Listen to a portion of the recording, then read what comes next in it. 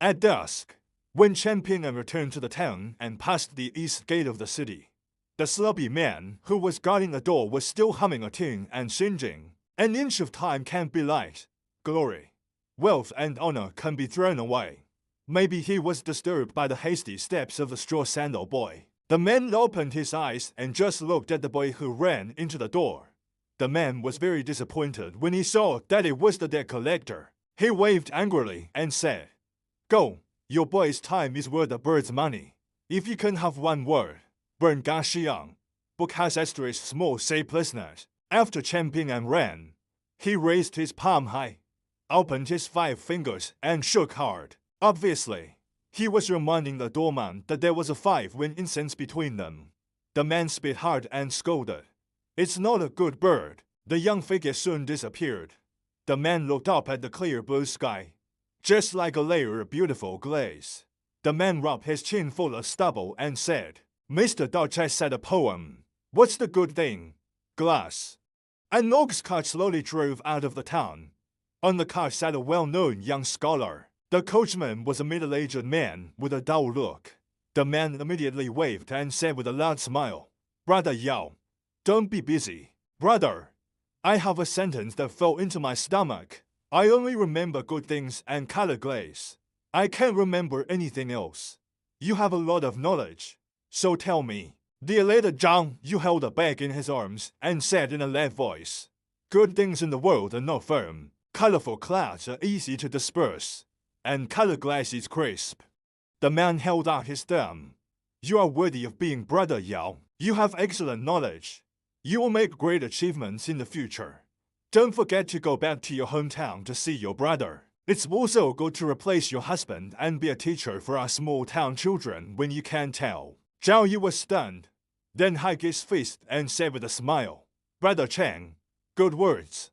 As soon as the man was happy, he took out an embroidered bag from his sleeve, shook his wrist, threw it high to the Kingshan scholar Lan, and said with a grin, "You have written so many Spring Festival couplets for so many years. The key is that you are kind and never feel troublesome. That my brother is always right to see people. I'll give you some gadgets and have a good trip." Zhao Yao quickly caught the purse and said, "See you later." The man smiled and nodded, waved to the young ox cart, but whispered, "It's difficult." The straw sandal boy walked deep into the town, while Zhao Yao's ox cart rushed to the world outside the town and passed each other. The man sitting on the tree pier broke his fingers and counted. There were 3 Shuai teenagers carrying bamboo baskets of golden carp, the cups of widow gu in Mud Bottle Lane, and Brother Yao in Fulu Street. But then there were so many people who bump into each other, and all they have to do is pick up rocks. Otherwise, I will take the opportunity to find a filial disciple who can rub my shoulders and knock my back." The man stretched out his hand and pulled his wrinkled dark cheek. Ha said with a smile, "It's best if you're a beautiful female apprentice with bright plate and smooth shape. Well, you can bare your face, but your legs must be long." The famous single man in the town, holding the back of his head with both hands, looked up at the sky and was happy alone. After thinking of these happy things, he suddenly lost his sorrow and felt that there was great beauty between heaven and earth.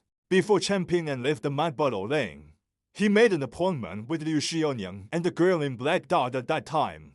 He directly met at Liu Xianyang's house. When Chen Ping'an ran to Liu Xianyang's house, the door was unlocked, pushed the door and entered. When he arrived at the main hall, he saw Liu Xianyang cleaning and wiping the ancestral armor with a clean cotton towel. Miss Ning, a girl in black, put on a light hanging hat again and wore a knife at her waist. The long sword with a snow-white scabbard was carried in her hand at will. Somehow, Chen Ping'an always felt that Miss Ning seemed to dislike this sword. The old object at the bottom of the pressing box, handed down from generation to generation by the Liu family on the table, is said to be a treasure armor. In Chen Ping'an's view, it is really ugly and frightening. The huge armor is covered with iron tendons like dead tree tumors, and there are 5 parallel deep scratches. It tilts all the way down from the left shoulder to the right waist dot on this point. The 2 teenagers couldn't understand it. They really couldn't imagine what a huge mountain beast it would take to create this terrible scene. Later, The imperial court banned many peaks, and people were not allowed to go into the mountain to cut firewood and burn charcoal. Chen Ping'an and Liu Xiaonyang almost never exceeded the ban, which is most of the reason. Chen Ping'an is a little strange. This black carbon iron armor is ugly, but Liu Xiaonyang really takes it as an heirloom. Even Chen Ping'an's friendship has only been seen once over the years, less than half of the incense. He carefully moved it back to the jewel Lego box for worship. However, seeing Liu Xiaonyang peeking at girls in black from time to time, Chen Ping'an was somewhat relieved that Liu Xiaonyang has always been such a virtuous person. He can control his eyes when he sees beautiful women, but he doesn't really like to move his heart. He just likes to show off. For example, he used to take a bath with bare arms in the stream over the corridor bridge in the summer. If a young girl of the same age carrying a seedling or holding a yellow ox passes by, Liu Xiaonyang is bound to come to the third board ox. He first climbs up the big blue stone on the shore with his ass on fire, and then coughs loudly. Song Jixin commented on this as telling the world, and finally made another face move. Chen Ping'an, who has good eyesight, can actually see clearly the eyes and faces of the girls in the distance, so he has always wanted to tell Liu Xiaonyang the truth. Some of the beautiful sisters turn their eyes, some mutter and curse, and most of them turn a blind eye at all, except that they don't have a bright eye and think you are a hero. Of course, later, Liu Xiaonyang fell in love with Song Jixin's Mei, Jigui, and somehow fell deeply into it. After that, the tall boy seemed to have no more beautiful women in his eyes. Even if you are lavish with a girl in black at this moment, you are more a girl who hopes to be arrogant and indifferent. Don't underestimate him. Don't think you can pull the king like Lao Tzu with a knife and a sword. This heirloom of Liu Xiaonyang is also the only one in the town. After Chen Ping'an, the girl with the curtain head looked around and finally laid the long sword horizontally on an old bulgari cabinet painted with gold flowers. The color paint was mottled and cracked in order to make room for the long sword. She removed many bottles and cans and sundries. She found that there was a pattern inlaid on the back wall of the cabinet, a golden laurel tree. When the full moon was in the sky, the girl turned her head and said, "Put the sword here. Don't touch it, otherwise you will bear the consequences." I'm not kidding. Liu Xiaonyang was busy wiping his armor. From time to time, he bowed his head, breathed, and rubbed it gently with his arm. He had really enjoyed it. Chen Ping'an promised. Yes, the girl said to Liu Xiaonyang, "This cabinet is worthless. Don't sell this inlaid pattern of golden osmanthus hanging the moon at a low price." Liu Xiaonyang didn't lift his head and said, "I didn't like that thing when I was young. If you want to like it, you can scrape it off yourself." Of course, the girl in black did this. She just asked curiously, "What is the material of this pattern?" Liu Xiaonyang glanced back. "There have been objects for hundreds of years. I don't know. Even my grandfather can't say 1, 2, 3 or 4. Chen Ping'an whispered, "It should be the stones picked up from the creek beach. There are many colors, but Liu Xiaonyang's elders must have only picked the golden ones, crushed them first and then stuck them together. We call this kind of stones gallstone." The girl in black asked, "Are there many stones in the stream?" Chen Ping'an said with a smile, "Miss Ning, if you want, I can pick up a large basket for you one day. Though no one here likes this dog, Gukan likes it, and often picks it up alone." The girl in black sighed and looked deeply at the poor boy in the mud bottle lane. Poor people living on the Jinshan and Yinshan mountains. Chen Ping'an was surprised and said, "This kind of stone is outside. Is it valuable?" She held the curtain hat and said, "The price depends on who owns it. In addition, even if it falls into the hands of knowledgeable people, it depends on luck. Good luck is enough, bad luck is enough, and the stones piled up into a mountain are not successful. But anyway, it is valuable and very valuable. I just don't know whether I can take it out of the town. That's the key." Liu Xiaonyang put in a sentence. "This stone is a little strange. As long as you take out the stream, once the wind blows and the sun shines, the color will fade, especially after rain and snow. In addition, there is nothing else." The girl regretted. "That's true." Chen Ping'an hesitated. "Well, I'll pick up a big basket tomorrow and try it. What if there are exceptions?" The girl shook her head and said, "It's meaningless to me." Liu Xiaoyan had moved the treasure armor back to the house and hid it. At this time, he leaned against the door and said with a smile, "Chen Pingyan is a big money fan. Maybe he will go to the brook to touch a stone tonight." The girl said, "Let's go." When she came to the door, she turned her head and asked, "I'll keep the hairpin and prescription for you. But I still need you to go to the mud bottle lane to help make medicine tomorrow." Chen Pingyan nodded and said, "No problem." She thought for a moment, her face dignified and reminded, "The most powerful group of foreigners who came into the town at the same time as me should be the old man in Jian Mountain." This time, he specially escorted the little girl. Next, the eunuch of the Xui dynasty who heard me, followed by Liu Shimao who took Guken away. Don't underestimate the woman who is smiling dot. So as long as you meet the old man in Jian Mountain, try not to argue. But once there is a conflict, just delay the time. Don't start with others. Don't have any luck, and be sure to delay until I appear. Liu Xiaoyan whispered, "In our territory, these strangers really dare no kill." Chen Pingyan glanced at him, nodded and said, "There."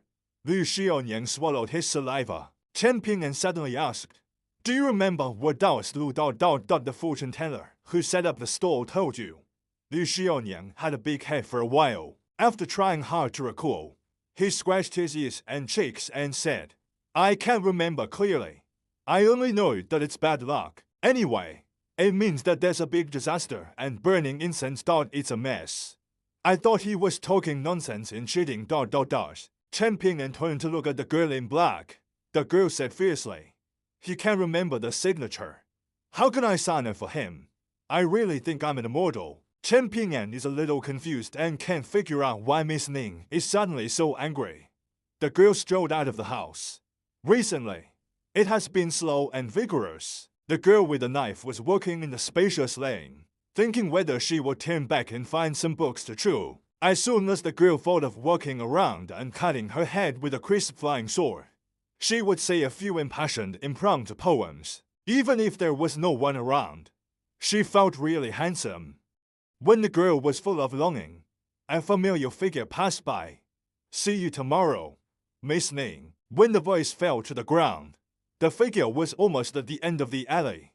Straw sandal boy, carrying baskets, walking fast. The girl was stunned and muttered to herself, "Is there such a money fan?" The boy stepped on the fine stars all the way out of the town and went all the way to the stream. Although it was at night, Chen Pingyan ran no slower than during the day. Chen Pingyan deliberately bypassed the corridor bridge with the deepest water level. The stream over there was much higher than other places. Chen Pingyan chose a stream whose water was just below his knees.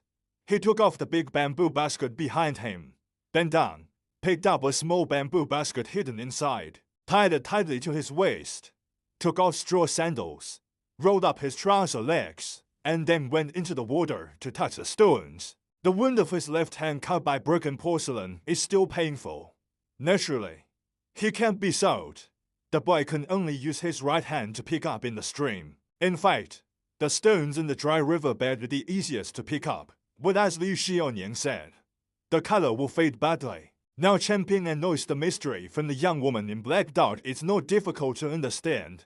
He feels that these stones, in fact, yes, as like following old man Yao over mountains and mountains in his early years, chewing and tasting the soil on each mountain. It seems ordinary soil, even across a mountain in some places.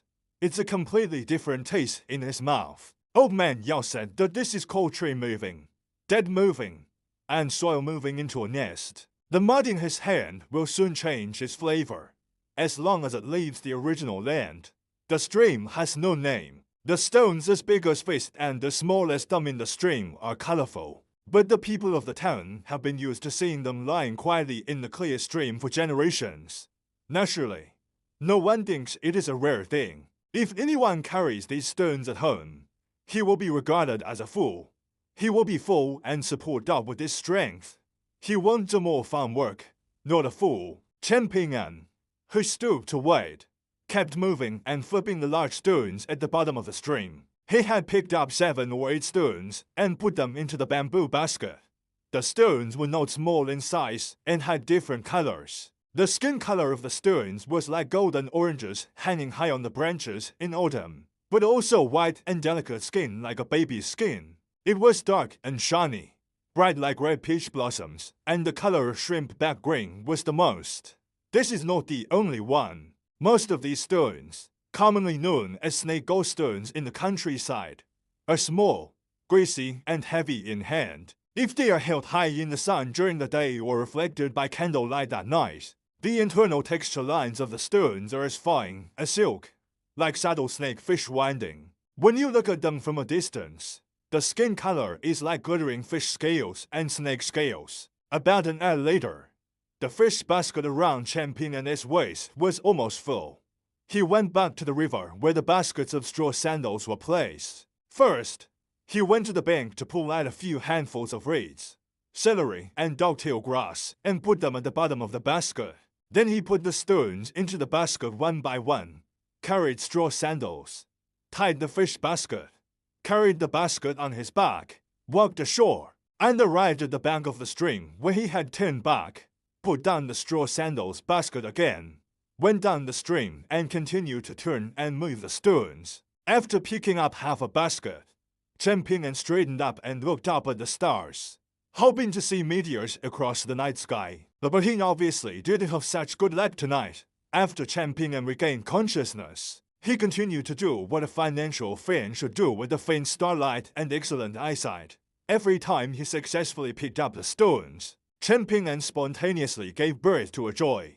For teenagers, every stone is like a hope. Unconsciously, Champing has accumulated more than half a basket of stones, a total of more than 80. The largest one is bigger than his fist, and the color is very eye-catching. It is like chicken black condensed into a mass, and the color is gorgeous and positive. It doesn't give people an uncomfortable feeling.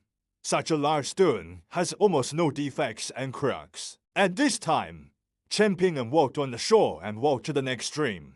He was playing with a medium-sized snake gallstone. It was light green. It was much lighter than the plum green in the porcelain in the town. The stone was round and smooth and very cute. Champing liked it at a glance. Champing walks to the huge bluestone cliff on the bank. Children in the town often take a bath in this stream in hot summer. The stream under the cliff is particularly deep. The deepest pit is as high as to Champing. It is the place where the water depth of the stream is second only to the deep pool under the corridor bridge. Young people with good water nature like to compete here who stays under the paddle for a long time. Champing chose this deep pit because when he and Xianxia took a bath here before, he found that there were many snake gallstones at the bottom of the pit. Xianxia once deliberately floated up with a snake gallstone under his armpit in order to show his outstanding water nature. Champing remembered that the stone must be at least as big as Kukan's head, and the stone was slightly white and transparent. There are bright red dots inside, like frozen peach petals. Xianxia thought it was meaningful at that time, so he asked Champing to help him carry such a large stone home. As a result, when he arrived in the small town, a tall boy who didn't have a definite character felt boring. So he asked Champing to solve the stone by himself. As soon as Champing entered the mud bottle lane, he found that Jigui next door was inexplicably behind him, didn't speak, and kept staring at the stone in his arms. Champing's eyes were similar to the meat bags sold in Xinhua Lane every time he saw them. Champing really couldn't carry her greedy eyes and gave her the stone. As a result, she couldn't move at first and almost hit her foot. Champing had to simply move to the yard of Song Jixun's family. As for the final whereabouts of the stone, Champing didn't know. The stone is as pure as water, and the peach blossom floats in it. It's like the peach blossoms in Peach Leaf Lane after the rain. Even before today, Champing didn't know the mystery of this stone at all. He always felt from the bottom of his heart that the big stone was really beautiful. Champing sighed and suddenly stopped. 30 steps away, on the blue stone cliff by the river, sat a girl in blue with bulging cheeks, but she was still stuffing something into her mouth. The first impression in Champing's mind was that the girl should be born hungry. Only in the middle of the night can she be so hungry. Chen Ping'an thought about it and stopped approaching for fear of disturbing the girl's mood of having a snack. He just left without turning around. After all, he has made up his mind that he must go to the paddle to try his leg tonight. Every time he touches 1 or 2 stones ashore, he can always succeed. Moreover, the snake gallstone in the paddle is larger and more colorful than other places in the stream. Chen Ping'an's water quality is not as good as Xianxia, but it's not bad. Chen Ping'an didn't expect that when the strange girl ate the same food and picked up the same food from her side, she didn't have time to rest, and her cheeks didn't swell.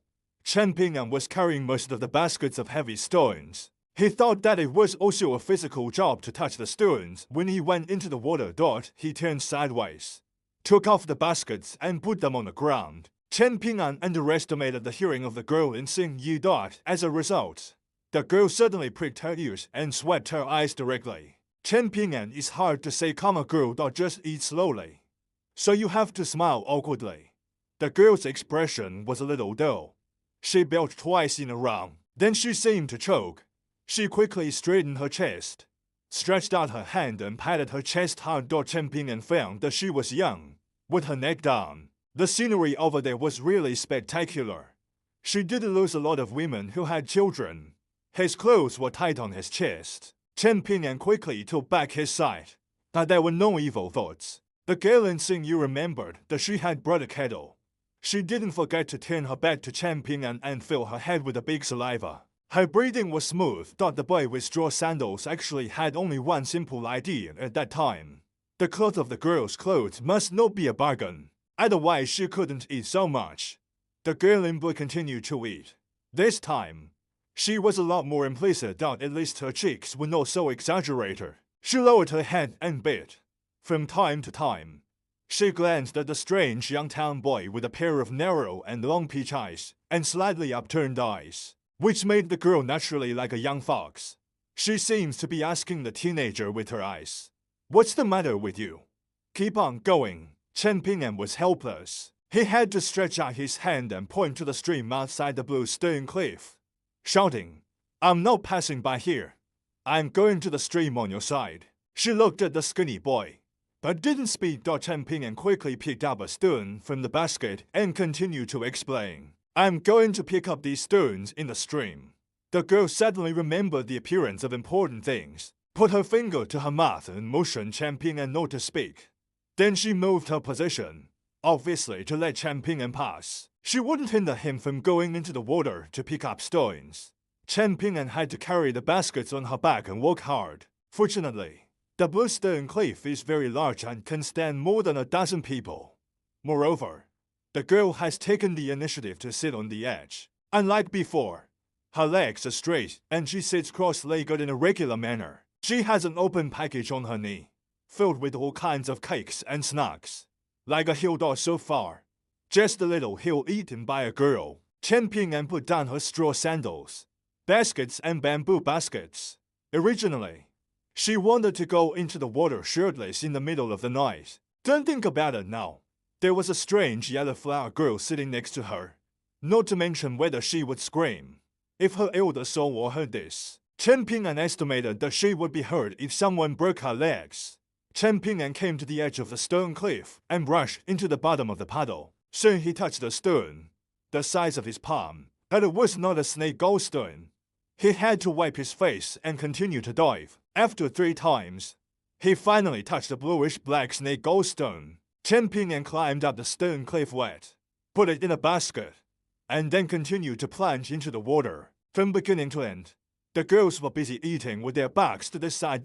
In less than half an hour, Chen Ping'an had touched 7 or 8 stones, except for the first one, which was dark.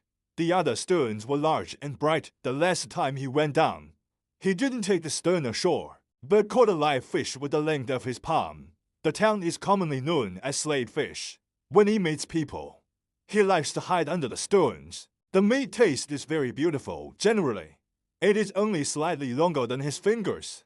There are a few such large slade fish in Chen Ping'an's hands. In fact, Chen Ping'an stole a few cracks from the rocks at the bottom of the pit before, but he let them go for the sake of the stones at that time. This time, He suddenly felt that if he could catch more than 10 fish tonight, it would be very good to give Michelin the stew fish soup tomorrow. After Chen Ping'an landed, he threw the fish into the bamboo basket. The second time she caught a fish ashore, Chen Ping'an suddenly found that the girl was squatting next to the fish basket. Looking at the fish basket with only one fish lying on it, she could also see that her face was radiant, just like when Zhigui saw the stone in the alley. Chen Ping'an threw the second slave fish into the bamboo basket. The girl raised her head slowly.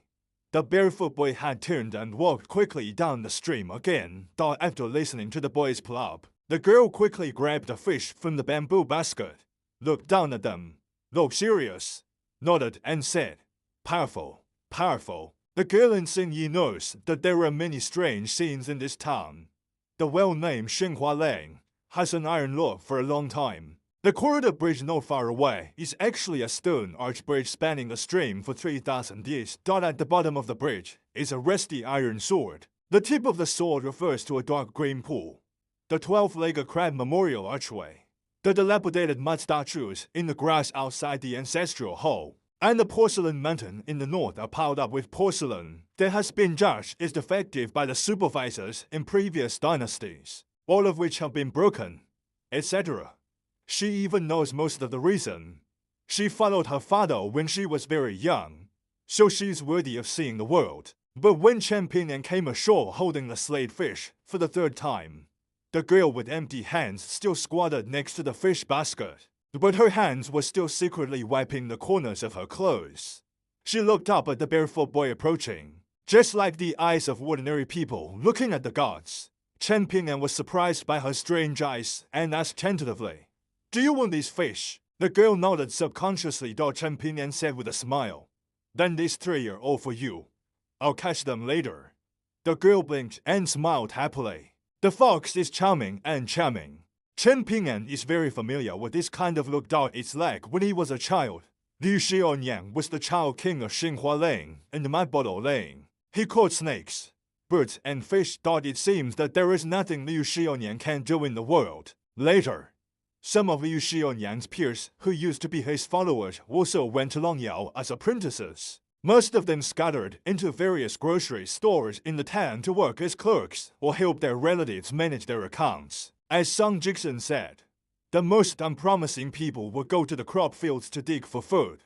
Finally, only Liu Xiaoyan was left. Chen Ping'an handed the three slave fish given to the girl together through the gills with several dogtail grass. She took the string of fish and carried it. It was light. It didn't feel like she could make up a plate of fried fish with green pepper. She tilted her head and glanced at the brook puddle, full of expectation. Chen Ping'an understood it and apologized. "I'll make soup to make up for my friend's body for the fish I grabbed next. I can't give it to you." The girl pointed to the open package not far away and indicated that she could exchange the cakes for fish. Chen Ping'an shook her head and said with a smile, "No, the cakes are delicious and can fill her stomach, but it's not as good as fish soup." The girl nodded, didn't force others, sat back silently, carefully put the fish at her feet, and then continued her great course of eating nothing. Although Chen Ping'an was curious about her identity, she didn't ask much. Looking at her dress, she didn't look like a lady in a family on the other side of Tawai Lane, Fulu Street. Instead, she looked like a child Gui of the next-door neighbor. She was beautiful and didn't like to talk. Chen Ping'an was suddenly worried that she would not be a little servant girl who stole things from her family. It was said that the rules in those big houses were very strong. Liu Xiaoyan and Song Jixin always liked to talk against each other, except in this case. However, Liu Xiaoyan's statement was very frightening, saying that one of the servant girls walked in the houses with high walls. The housekeeper with eyes as good as snake hawks would send someone to break his legs and throw him into the street outside the wall to die. Song Jixin said that Liu Xiaoyan didn't exaggerate by spreading false information. But the servant girl Mammy in everyone's door really walked like a cat and couldn't hear a sound. At that time, Liu Xiaoyan caught a glimpse of the maidservant Zhigui who was stealing music. He immediately became angry and scolded Song Jixin, "Goose, what goose can your goose talk?" Chen Ping'an finally caught 7 or 8 slave fish. The bamboo basket was shaken by them. The pale boy knew that he was almost at his limit. The water cooling in spring was the kind of drilling into his bones. Of course, the most important thing was that his injured left hand couldn't stand the dart after Champion landed for the last time. He quickly jumped down the blue stone cliff and drilled into the grass by the river, making a rustling sound. Before long, 3 or 4 kinds of grass were pulled out. Many grass roots took soil with them. They grasped it in the palm of their hand and picked up an ordinary stone. When they returned to the stone cliff, they found a small natural pit the size of the palm of their hand. After wiping it dry, they began to pound the herbs gently, and soon turned into a mass of cyan paste. The juice exuded the unique fragrance of wild grass on the water bank in spring. With his back to the girl, Champion took a deep breath, clenched his teeth, and began to disassemble the cotton cloth of his left hand. Sweat soon seeped from his forehead, covering the cold stream falling from his hair. Although the bloody wound is better than the white bone before bandaging, it is still shocking. When Champion came, he didn't expect that his left hand would touch the stream, so he didn't prepare cotton strips. Before, his mind was full of snake stone to make money and catch fish to dot at this time. He realized that he had made a big mistake. The boy was a little confused. Suddenly, a palm appeared in front of him and spread several dry and clean cloth strips. It turned out that the girl in Xianxia tore off a piece of the sleeve at some time. Champion smiled miserably. He didn't care to be polite to the girl. After applying herbal medicine to the wound in the palm of his hand, he approached his mouth, bit one end with his teeth, pulled his right hand tightly, and tied a knot around the back of his hand. A series of movements were orderly, like a butterfly winding a branch, which dazzled the bystanders. After binding, Champion slowly raised his right arm to wipe the sweat on his face. His 2 arms trembled and were out of control. The girl in Xianxia squatting nearby stretched out a thumb to Champion, with a powerful expression on her face. Champion pointed his right hand to his eyes and said with a bitter smile, "In fact, the pain made my tears flow out." The girl turned her head and glanced at the big baskets and green bamboo fish baskets woven by the boy. She was a little confused. Champion looked embarrassed. Those stones can make money, and catching fish is also very important. The girl was ignorant, but she still didn't speak. Her eyes were empty. She turned her head and looked at the sparkling stream. The gurgling stream rubbed the stones that came out of the water and clattered. At that moment, the starry sky was bright and the world was lonely. It seemed that there was only a pair of young girls in the world. Champion's body gradually calmed down. The original rapid breathing began to slow down subconsciously and turn into a long stretch. It's like a stream from flash floods to dry water in spring and autumn. This kind of quietly change. The youth didn't care at all. Thought it was natural and natural. Champion knew that he was wet and could not be blown by the cold wind in early spring for too long.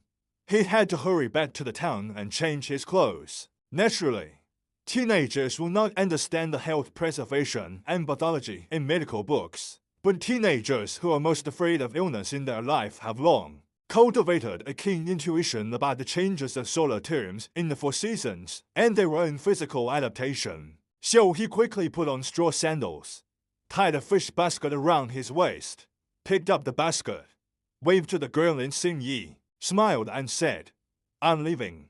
Girl, you'll go home early." As Champion walked down the stone cliff, he couldn't help turning his head and reminding him, "The water over the corridor bridge is very deep. Be careful not to slip on the soles of your feet.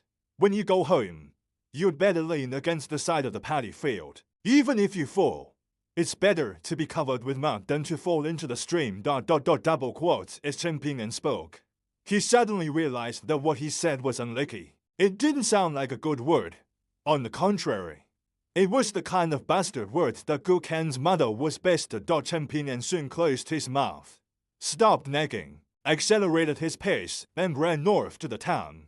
The basket is heavy, but the straw sandal boy was very happy.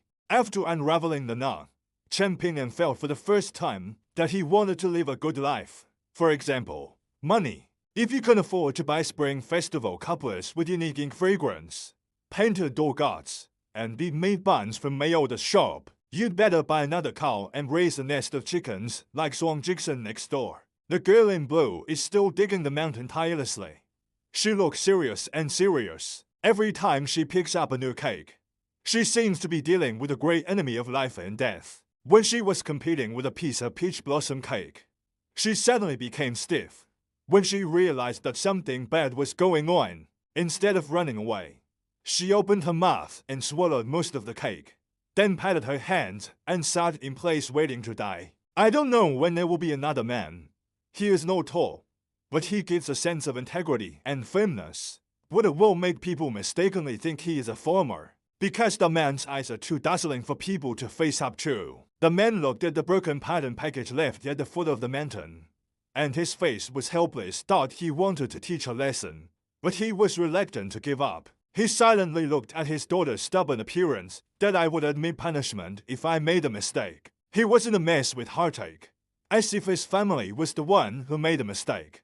Men want to say something to ease the atmosphere. For example, if you are hungry, you can eat in the sword stove hut. After eating, Dad will buy for you in the town tomorrow. But when the words came to his mouth, the introverted man couldn't speak, as if he had pressed his tongue, and didn't know how to comfort his daughter. At this moment, the man felt that he was not as capable as the straw sandal boy thought. At least his daughter didn't have to be so nervous. The girl in blue suddenly raised her head and asked, "Dad, why didn't you accept him as an apprentice?" The girl took the initiative to speak, which relieved the man. Although the man had a straight face, he had sat down next to his daughter and explained, "The baby has a good temperament the day after tomorrow, but his bones are too bad. Even if his father accepts him, he will be separated by the Marshall brothers at once. If he tries again, he can only watch the gap grow. If there is another senior brother Liu at that time, why?" The girl in blue looked gloomy. I don't know whether it was because of hearing the senior brother Liu, or the passing of the straw sandal boy. The man hesitated for a moment, but he still didn't intend to hide, so as to avoid her going astray or breaking the sage's plan. What's more, this young man is so ordinary that he looks very special in a small town. Sure, you probably don't know that this child's life porcelain was broken very early, so it has become a kind of lonely soul and wild ghost. At the same time, there will be all kinds of strange things that are not easy to detect. This is also the reason why Song Jigson and the woman choose to be his neighbor. We should otherwise, as Song Jigson, you will not be able to live in Fulu Street. Obviously, it is impossible. The girl thought seriously. Dad, you mean he's a bit like beige? The man touched her head. Almost. Then he said with a smile, "If our father and daughter don't pay the least attention to foreign objects, opportunities, and change in the world, my father will let him stay with me to see if we can give you more benefits." The girl in blue is a little stuffy and in a bad mood. The man said with emotion, "Sure. If your father's words are rough, don't feel bad. The girl in Xinyi is still sick and can't lift her spirit." The man thought and pointed to the corridor bridge over the water of Hailong Hangxi in the distance. The construction of that corridor bridge was a great effort of Dali dynasty to hold down the humble iron sword. Imagine that 3,000 years later, a broken and exhausted sword of Yuan God still needs to pay such a huge price in order to suppress its remaining prestige. After more than 3,000 years, let her rest for a while. Double quotes the girl, drooped her head, glanced at the foot of the mountain all the time, and absently echoed, "Powerful, powerful." The man was crying and laughing, rubbing his forehead. Heaven and earth, eat the biggest. But the child's mother is not such a woman. So whose temperament does the girl follow? The man patted his daughter on the shoulder and said softly, "Dad, go see someone. You can eat slowly. No one will rob you." The girl suddenly raised her head and grabbed the man's arm. A red bracelet on her wrist was shining, showing the posture of a dragon with head and tail connected, like a fresh flame. The little Zhao twines around the girl's wrist. The man was pleased and said, "Finally, I have a little conscience. All right, don't worry. Daddy's going to see Mr. Dao Chai." The girl let go and immediately grabbed the cake and wolfed it down. The man was so angry that he couldn't bear all the hardships until now. Finally, he couldn't help muttering, "Eat, eat, eat." The rabbit surname Liu doesn't deserve to be beaten. But he really didn't say anything wrong, Sooner or later, he will eat into a fat girl. Who dares to marry you as a daughter-in-law at that time? Won't that rob a door-to-door son-in-law? The girl stopped to eat, holding cakes in her hands, and wanted to cry. The man ran away and didn't forget to slap himself when he turned his back to his daughter. Every time, it fell short that in the middle of the night, Chen Ping'an ran all the way back to Liu Xianxia's house. When he unlocked the lock, he could hear the guy snoring like thunder. What a big heart. If it were Chen Ping'an, he would never sleep well tonight. First, put the baskets and fish baskets in the kitchen built in the yard.